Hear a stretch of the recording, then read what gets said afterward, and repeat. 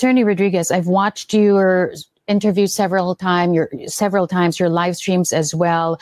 You've been calling for transparency and accountability. At one point, you even said, wala namang masama sa pag-ako ng pagkakamali. Again, not verbatim, but in so many words, you said that.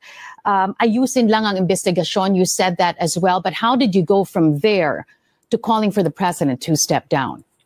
Ang linaw-linaw na eh. Ayusin yung investigation, pinagtatakpan yung mga alyado every time na may lalabas at magsasalita, ang laging sasabihin lang, destabilizer o kaya yinuyug-yug ang gobyerno. Again, corruption is destabilization. But that's where it gets tricky, Attorney Rodriguez, because who stands to benefit from your call for the president to step down? The Filipino people, Carmina, para matuldukan na itong korupsyon na ito. How can the Filipino people stand to benefit if the vice president takes the presidency by virtue of the president stepping down, when you're just going to put in place another dynasty whose history is also peppered with allegations of corruption, instability in behavior, even murder, deaths of countless deaths of your countrymen, Attorney Rodriguez, not to mention the damage to freedom of expression, which you oddly enough claim to protect as well. Go ahead.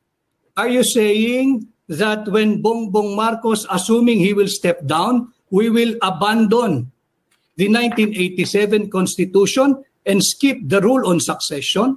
You've mentioned about murder. Meron bang kasong murder ang Vice President, Carmina? I'm talking about another dynasty. She's another member. She's a family member of another dynasty. Na mas malaki ang boto sa Pangulo. Wala tayong magagawa ron. I never advocated anything that is outside of the constitutional loop or constitutional orbit. But here's the thing.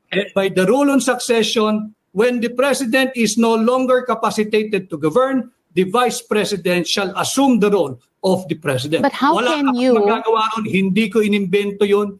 Hindi mo inimbento yun, iyan ang ating saligang batas. But how can you, Attorney Rodriguez, separate your advocacy for anti-corruption from this constitutional succession, as you said?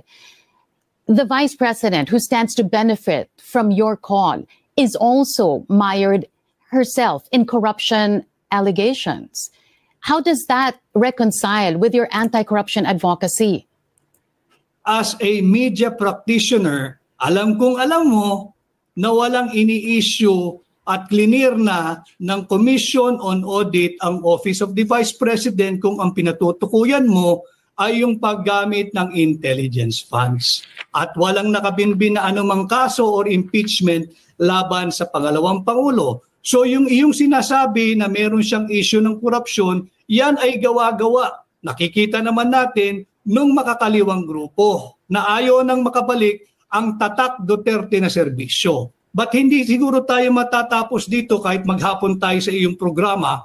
Ang aking tugon doon sa iyong katanungan, kung sakaling bumaba ang kasalukuyang Pangulo, naturalmente umiiral ang ating saligang batas, ang Vice Presidente ang siyang hahalili sa mababakanting posisyon. Wala akong magagawa doon, wala kang magagawa. Hindi natin pareho imbensyon yan. Iyan ay nakasulat, nakagarantya at nakaukit sa ating 1987 Constitution. Again, people are saying, or at least there are groups who are saying, why stop at the president? Why not include the vice president as well?